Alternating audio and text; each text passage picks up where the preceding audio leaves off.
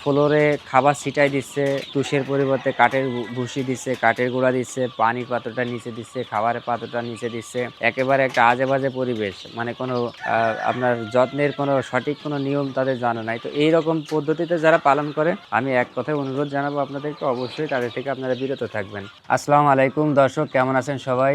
আজকে আপনাদেরকে আমি জানাবো ফার্ম মুরগি পালনের যত ভুল পদ্ধতিগুলো আছে সেই বিষয়গুলো নিয়ে আজকে আপনাদের সঙ্গে আমি আলোচনা করব। তো ভুল নিয়মটা আসলে অনেকে জানে না, না জানার কারণে কিন্তু সঠিক নিয়ম কোনটা এটাও কিন্তু বুঝতে পারেন না। তো আমি কয়েকদিন আগেই একটা ভিডিও দেখেছিলাম অন্য একটা খামারের, তিনার যে মুরগি পালনের যে পদ্ধতিটা আমি দেখলাম, তো মনে করলাম যে আসলে যিনারা নতুন খামারি, তো তিনাদের এই বিষয়ে কিছুটা আমাকে স্মরণ করাই দেওয়া উচিত। তো উনি যে পদ্ধতিতে খাবার পানি দিচ্ছে মুরগিকে, তো ওইভাবে যদি আসলে মুরগিকে যত্ন নেয় তাহলে কিন্তু আর মুরগি যে ভালো থাকবে না, এটা তো আসলে নতুন খামারের জানে না। তো সাধারণ মানুষ আসলে এগুলো দেখলে তিনারা যদি ওইভাবে পালন করা শুরু করে তাহলে যে আসলে ক্ষতিগ্রস্ত হবে। তো মনে করলাম যে তাহলে সেই বিষয় নিয়ে আমি কিছু আলোচনা করি। তো তিনি যে পদ্ধতিতে পালন করছে আপনারা অবশ্যই অনেকেই দেখছেন এবং অনেকেই দেখে থাকেন। তো সঠিক পদ্ধতিটা আমি আপনাদের সঙ্গে আলোচনা করব এবং সেটা ভুল পদ্ধতিটাও আলোচনা করব। ভুল কী বিষয়গুলো হয়ে থাকে, যেমন ধরেন আমার এখানে খাবার পাত্রগুলো আছে, আপনারা দেখেন এই যে মুরগিগুলো খাবারের টবে খাবারগুলো খাচ্ছে। এখানে যতগুলো টব আছে প্রত্যেকটা টব কিন্তু একেবারে পরিষ্কার পরিচ্ছন্ন, অথচ আমি দেখলাম সে ভিডিওর মধ্যে, অন্য একজনের ভিডিওর মধ্যে দেখলাম যে তারা খাবারের পাত্রটা কিন্তু এরকম মাটিতে রেখে দিয়েছে এবং সেখানে খাবারগুলো দিচ্ছে, এবং সেই খাবারগুলোর মধ্যে যখন মুরগিগুলো খাচ্ছে তখন কিন্তু এই যে যে তুষগুলো আছে সেইগুলো একেবারে ওর মধ্যে ঢুকে একেবারে নষ্ট হয়ে যাচ্ছে। এবং আমি আরও দেখলাম যে এখানে যে আমার তো তুষ ব্যবহার করা, উনি করছে কি, ওইখানে দেখলাম যে মনে হয় খুব সম্ভবত কাঠের গুঁড়া, একেবারে ঘরের ভিতরে অন্ধকার হয়ে যাচ্ছে। মুরগি যখন দৌড়াদৌড়ি করতেছে, শুকনা কাঠের গুঁড়া, পুরো ঘর অন্ধকার হয়ে যাচ্ছে। তো সেই অবস্থায় মুরগিগুলোকে ওখানে খাবার পানি দিচ্ছে। আবার আরেকটা বিষয় দেখলাম যে তিনি সরাসরি খাবারটা এমনভাবে ব্যবহার করতেছে, উনি খাবারটা তো আস্তে করে টবের মধ্যে দিতে হবে মগ দিয়ে, তো উনি করতেছে কি যে খাবারটা একবারে ধরে চাইলে চাইলে ফেলতেছে, মানে মাটির পরে দিয়ে দিচ্ছে, এরকম একটা পরিবেশ।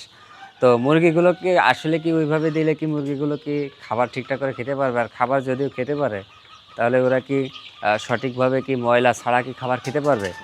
যখন নাকি খাবারটা চাইলে ফেলতেছে, তো চাইলে ফেলার কারণে তো এইখানে যখন পড়বে তো এখান থেকে তো ময়লা অবশ্যই খাবে, তাহলে তো আসলে সেখান থেকে রোগবালাই অটোমেটিক জন্ম নেবে।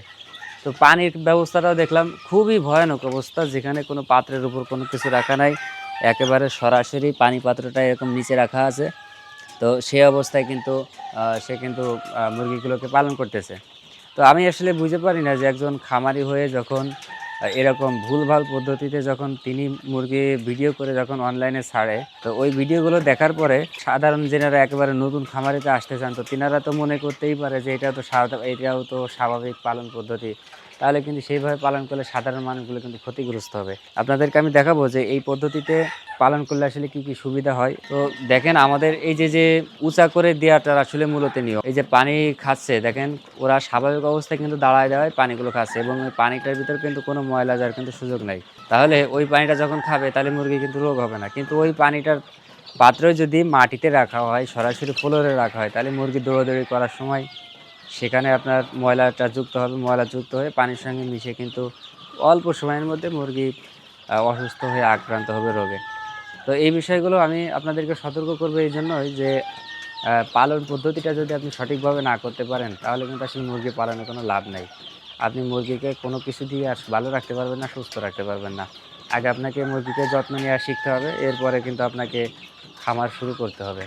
তো আসলে অনলাইনে বর্তমান সতর্ক কিভাবে করব, কতটা কথা বলে বোঝানো যায়। তো অনেকে বাচ্চা বিক্রি করে শুধু ভুলভাল কথাবার্তা বলে। তো আমি জানি না আসলে তারা এই তথ্যগুলো কোথায় পেয়েছে। তো আমি, আপনারা যদি নতুন হয়ে থাকেন বা এই ব্যাপারে যদি না জানেন, আপনাদেরকে আমি সতর্ক করব, আপনারা অবশ্যই সঠিক নিয়মটা জেনে সঠিকভাবে পালন পদ্ধতিটা আপনাকে আগে আয়ত্ত করতে হবে। আর যারা ওইরকম ফ্লোরে খাবার ছিটাই দিচ্ছে, তুষের পরিবর্তে কাঠের ভুসি দিচ্ছে, কাঠের গুঁড়া দিচ্ছে, পানির পাত্রটা নিচে দিচ্ছে, খাবারের পাত্রটা নিচে দিচ্ছে, একেবারে একটা আজে বাজে পরিবেশ, মানে কোনো আপনার যত্নের কোনো সঠিক কোনো নিয়ম তাদের জানা নাই। তো এইরকম পদ্ধতিতে যারা পালন করে, আমি এক কথায় অনুরোধ জানাবো আপনাদেরকে, অবশ্যই তাদের থেকে আপনারা বিরত থাকবেন। কারণ তারা হয়তো বা শুধু এটা ভিডিওটা করার জন্য বা আপনাকে আকৃষ্ট করার জন্য কিন্তু তারা এভাবে করছে, আসলে বাকি বিষয়টা কিন্তু সম্পূর্ণ ভিন্ন। আমার এখানে যা দেখতেছেন আপনি, পানির পাত্রটা যদি দেখেন, আপনি আশ্চর্য হয়ে যাবেন যে পানি পাত্রটা এখনও কতটুকু পরিষ্কার পরিচ্ছন্ন রয়েছে। তো এই পানিটা খেলে মুরগি তো এমনি সুস্থ থাকার কথা। আর যখন এটাকে নিচে দেওয়া হবে তাহলে এইটা কি নিচে থাকলে কি ভালো থাকবে? কত সময় ভালো থাকবে? আর এই নিচে আছে কি? নিচে তো মুরগিগুলো পায়খানা করছে, সেই পায়খানাগুলো আছে। এখান থেকে যাই এর মধ্যে পড়বে সেটা তো পায়খানা উঠবে। তা পায়খানা যখন পানির সঙ্গে গোলায় যাবে তখন তারা খাবে কি বাচ্চাগুলো? অবশ্যই সেই ময়লাযুক্ত খাবার পানিটা খাচ্ছে। তো যাই হোক আপনারা অনেক কিছু বুঝতে পারছেন। তো এটিই ছিল মূল বিষয় যে আপনারা অবশ্যই অনলাইনে একটা কিছু দেখেই সেটার উপর ফাইনাল সিদ্ধান্ত নিবেন না কখনো। তাহলে কিন্তু আপনি ক্ষতিগ্রস্ত হবেন। এর মধ্যে আপনাকে আগে সঠিকটা জানতে হবে এবং আপনাকে সেই অনুপাতে কিন্তু করতে হবে। তাহলে কিন্তু আপনি লাভবান হবেন। তো দর্শক, এটি ছিল আজকের মূল বিষয়। আপনারা যদি ফার্ম মুরগি সম্পর্কে যদি সকল বিষয় জানার প্রয়োজন থাকে, আমি অনুরোধ জানাবো আমার চ্যানেলে আপনারা যুক্ত থাকেন। A to Z সরকারি এবং বাণিজ্যিক সকল বিষয় কিন্তু আপনাদের সঙ্গে আমি সবসময় আলোচনা করি। তো এরপরও যদি আপনার নির্দিষ্ট কোনো বিষয় জানা থাকে অবশ্যই আমাকে কমেন্টসে জানাতে পারেন। ইনশাআল্লাহ আপনার সেই বিষয় নিয়ে আপনাকে আলোচনা করে সমাধান দেওয়ার চেষ্টা করব। তো সবাই ভালো থাকবেন। দেখা হবে নতুন বিষয় নিয়ে। আসসালামু আলাইকুম ওয়া রাহমাতুল্লাহ।